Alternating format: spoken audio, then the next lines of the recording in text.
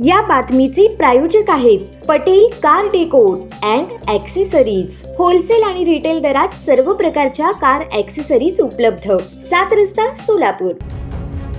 सांगली जिल्ह्यातील ईश्वरपूर इथं एक धक्कादायक घटना उघडकीस आली आहे। किरकोळ वादातून एका विवाहित मैत्रिणीचा तिच्याच मित्राने गळा आवळून खून केला। यानंतर आरोपीने मैत्रिणीचा मृतदेह कृष्णा नदीत फेकून दिला आणि थेट पोलीस ठाण्यात हजर होऊन गुन्हा कबूल केला। आरोपी पोलीस ठाण्यात आल्यानंतर पोलिसांची चांगली धावपळ उडाली। मिळालेल्या माहितीनुसार वाळवा तालुक्यातील एका गावात राहणाऱ्या पीडित महिलेचा पती कर्नाटकात मजुरी करतो। सदर महिला खासगी रुग्णालय आणि खानावळीत काम करून कुटुंबाचा उदरनिर्वाह करत होती। ईश्वरपूर येथील रुग्णालयात काम करत असताना तिची ओळख एका तरुणाशी झाली। पीडितेच्या आईला रुग्णालयात दाखल केले होते। त्यावेळी या दोघांची मैत्री अधिक घट्ट झाली। या मैत्रीतून दोघांमध्ये पैशांची देवाणघेवाण सुरू झाली होती। काही काळापासून सदर तरुण आणि विवाहित महिला यांच्यात पैशावरून सतत वाद होत होते। याच वादातून संशयित तरुणाने आपल्या मैत्रिणीचा खून केला। विशेष म्हणजे तरुणाने स्वतः ईश्वरपूर पोलीस ठाण्यात हजर होऊन खुनाची कबुली दिली। मंगळवारी सायंकाळनंतर पीडित महिला घरातून बाहेर पडली होती आणि रात्री उशिरापर्यंत घरी आली नाही। नातेवाईकांनी बुधवारी ईश्वरपूर पोलीस ठाण्यात बेपत्ता असल्याची तक्रार दाखल केली।